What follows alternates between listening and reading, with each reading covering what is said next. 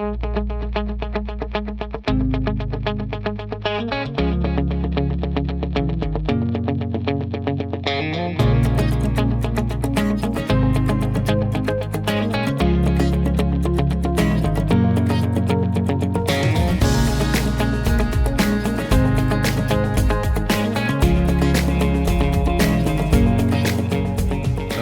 everyone to it's actually our second podcast for Casting for Unity. Our goal is to try and connect the community and people and teach folks something they might not have known, and with the hopes that can get together and expand good things in our community. We got our first outside guest today that we're just excited about, Kevin Shobe, and I want Kevin to tell us a little bit about, first of all, how he got to Tuscaloosa, and then a little bit on what his charity, his nonprofit has done, and then what his vision is for the future. So, Kevin, why don't you sort of tell us how you got to Tuscaloosa? Born and raised in Louisville, Kentucky, west side of Louisville, Kentucky. So, if you know anything about it, it's not the best neighborhood. But learned a lot of lessons there by the way of my mom got married and we moved to Central Alabama, which went down there for a little while. I think it was in '99. Stayed there for a little while. Went to school, high school.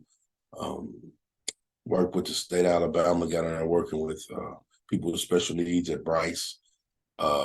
Surgery hospital down there, and took the test and won a promotion, and I was number one in the state, and got offered a job at Bryce up here in Tuscaloosa. Mm-hmm. So that's how I got here.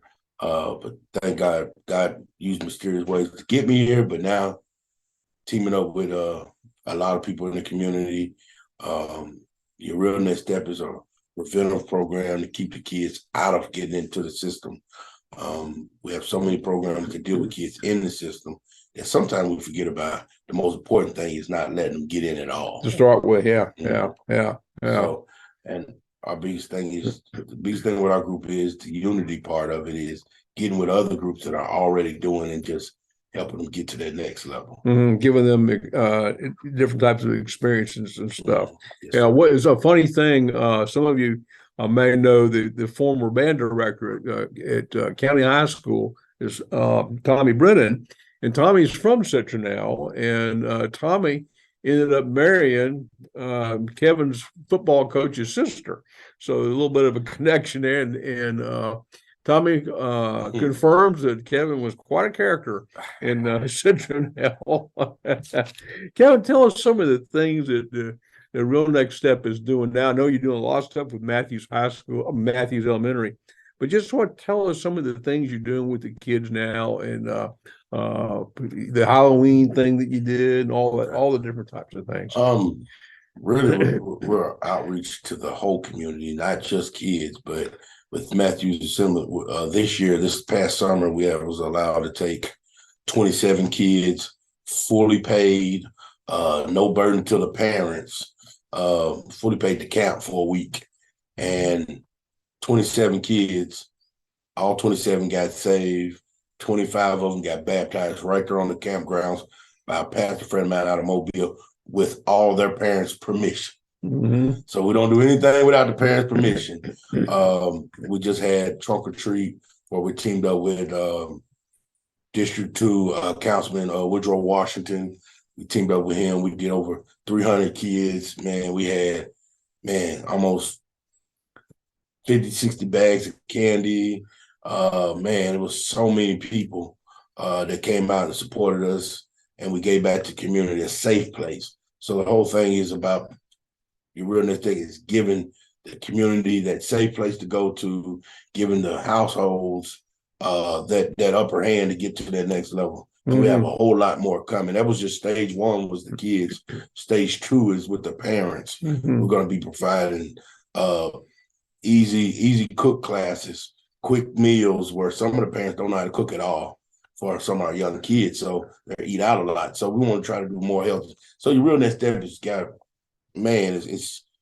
it's it's so window where it's not a small box, it's huge. And we're going from teaching kids that to young kids to do the ACTs, young parents to learn how to cook, older parents being able to get on programs with teaching, and we're going to be doing a lot more stuff. It's just, man, I don't really want to release everything, but it's some more stuff going on that we got in the works, and we're teamed up with the Northport Housing Authority too. That's another big thing that we jumped on with them, and we've been doing a lot of stuff, block parties with the Housing Authority, and it's awesome. I mean, it's just awesome to be teaming up with different people in the community to make the community better. Talk a little bit about how your experiences in your faith journey, you ended up coming to a unity group, and what's that done for you and for your group, and has it changed things?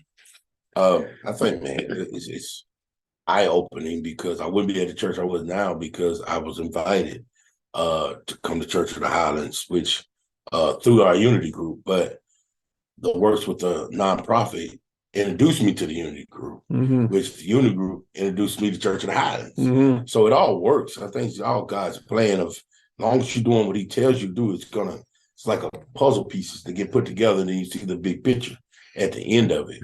But right now, I think, man, it's so amazing that my life and my life with Christ has grew so much that I'm even going now to Highlands College, because one thing about it is, how can you tell kids to go to school and better themselves? You ain't never win. So I was wrestling with that, and God just told me, man, kill two birds, one stone. Let's go to Highlands College, and you're working with me anyway. And we're getting a better relationship with that, and being able to serve God's people. So, I mean, man, it's awesome, because it's bringing cities that people that will never be together. Even back here in Citronelle and Mount Vernon, Alabama, I have my old pastor, Clifford Mitchell, and his wife, Hessie Mitchell, wonderful people.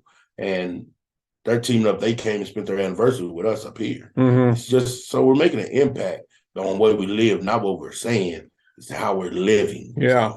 It's really been great to watch that you're actually doing things that matter. And Dan and I, last year, or I think it was last year, we're at a conference up in Birmingham about the Tuscaloosa leaders, and many times people talk about Matthews Elementary and how poor it was and how it needed help, but nobody ever seemed to do anything.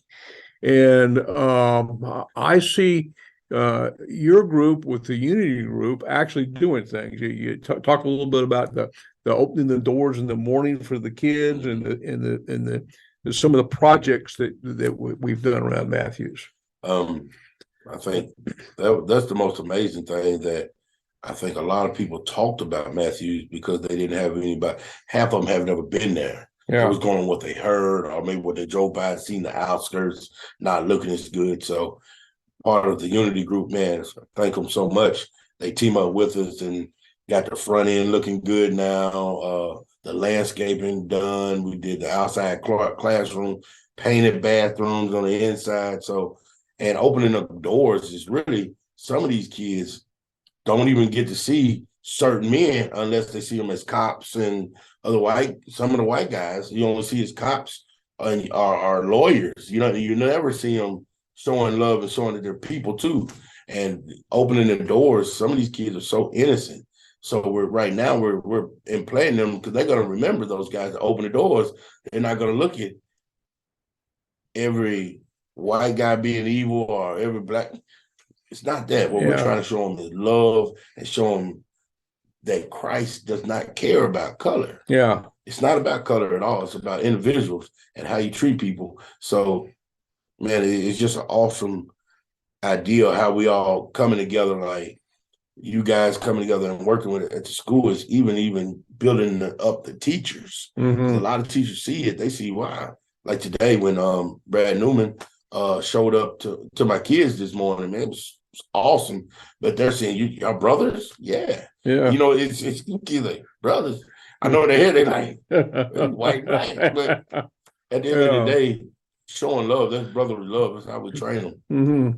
Yeah, and also every Friday, you're over there in the mornings, and then in the afternoons, with a certain group of kids, and you just train them and pouring into them, get them love. So it's not like a one shot type of a deal. They see you all the time. All the time. Matter of fact, our group meets on Wednesdays at 7 in the morning. That's the only time we don't be there. Monday, Tuesday, Thursday, and Friday, we're at Matthews. 7:30, open up car doors. Parents see us. And the only change this year is that I've reached out. We umbrella gotten a little bit bigger now. Mm-hmm. Now we're at the middle school in Northport, Eccles. The principal opened up doors and allowed me to come in and mentor some kids there. So we meet there in the afternoons too. So now that's one thing I push to the principals when I talk to them is I need my time. I'm not trying to come in here and do a photo shoot, because if I do a photo shoot, I'm like everybody else. Yeah. I don't care about being photos. You probably won't ever see me with a photo, but you'll see me there. I want to be active. I want to, and it's taking a burden off some of the teachers. Like opening the car doors is more than just opening car doors. We're blessing the teachers. Teachers already have so much on their plans to deal with so many kids. So now what we do is we open up the car doors so they can go in their rooms and get ready for the day. Yeah. They don't have to wait there and then run from 8 o'clock, run to their classroom trying to teach. It's just hard to ask teachers to do all that. So we taking that burden off of them and letting them relax. So, and not just that, then it's good the parents know that it's men involved at the school. Yeah, it was funny. It was one of the stories when we first started doing that. Some little kid gets out of school and yells at these moms and says, "Hey, mom, there are boys here." I thought that was funny. Kevin, when you look into the future, what are some of the future plans you have to grow this and work with other people? What are your plans, your vision? My vision, a real next step is to be pretty much go nationwide with it. I have God has blessed us with another friend of mine, business partner of mine. It's reaching us all the way out to Oregon. So we're going to be doing some business with them, and then Georgia, and where I'm from, Kentucky, Florida, where guys put me in these different places and make me people. So we're trying to reach out to everyone, but we want to say short-term goal, and I'm looking at the 5 districts in Northport, bringing them together. Well, right now it's not about black and white; it's more about have and have nots. Yeah. And it's not about color. So I don't want anybody to think that, because it's more about who has money, who doesn't. Yeah. It doesn't matter. It's a lot of that has money that's black, and there's a lot that don't have money that's white and black. So either way, but it's bringing everybody together because it's about the kids. Yeah. So getting our kids focused. How would people listening to this, watching this, how can they get in touch with you and be part of what you do? You can get the Real Next Step office number is 205-207-4743. Okay. Or you can get us on Facebook, your Real Next Step. Okay. Or you can give me my personal number. It's 205-886-5947. Okay. I'm gonna answer either one of them all the time. So we're on call. This is what we do. And just being able to tell you, any kid out there that needs a mentor. I mean, it doesn't matter. It's not, mentorship is not all about being bad kids or having kids in need. It's some kids I know that I talk to and deal with that parents have 2 good jobs. Yeah. But just need someone outside of the house to say something to match up. So absolutely, that's what we got going on. So I don't want people to think if I'm talking to all your kids bad. No, it's not that. These kids just need mentorship, meaning time. People to put time in with them. So, well, anything else you have that you want to say to the audience? Man, Real Next Step, man. Watch us coming. We're coming right now, and just a little bit about me. I'm vice chair of the ZBA, Zoning Board of Adjustments of Northport. Okay. So what we're doing is working. We're serving the community. We're here. District 2 pretty much knows who I am. But I want to go District 1, 2, 3, 4, and 5. There you go. I want you all to know I'm here for all the kids, young, old. Man, I'm all about getting our kids to the next step. Even our young kids need to be taking the ACTs. We're going to be working with them too. So, well, thank you so much, Kevin, for taking the time to come by and meet with us and talk with us and everything. And hopefully we'll be able to have you back another time sometime. And so thanks, folks, for watching. And next couple of weeks, we plan to have Brad Newman on. Yeah, speaking of Brad Newman, you had a video with him today. Tell us a little bit about your relationship with A Crappie Life. I think that's funny. Oh yes, man. Brad is a character. Man, God blessed on his heart to call me up and was just like, bro, we want to do 10% of our new. It's called Crappie Life. He makes the he makes the stuff they go fishing with. I'm gonna see Lures. Lures. There you go. He makes lures, and man, and he said God laid on his heart that he wanted to do 10% of his to a nonprofit in which he teamed up with Your Real Next Step. So altogether, that first 10% is going to go to your real next step. As well, so we just asking y'all, if you fishermen out there that love crappie, hey, he got the crappie killer, his That's business so partner. cool. You can look him up. And Brad Newman they coming together, man. They're gonna catch a lot of fish. They're talking about taking me, so it's gonna be kind of weird. But I'm telling you, if you love crappie fishing, man, these are the guys. Hook up with him. It's called the Crappie Killer, and it's called a Crappie Life.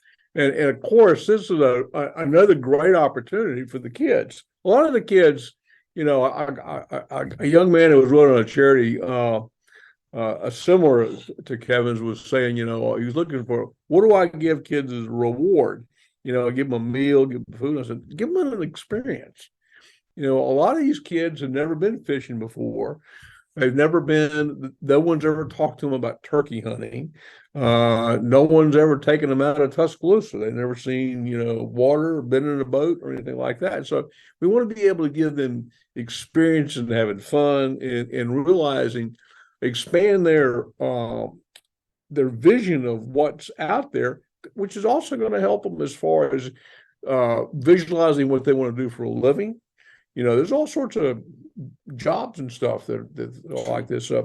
Again, Kevin, thank you so much for being here, and we'll see you guys next week.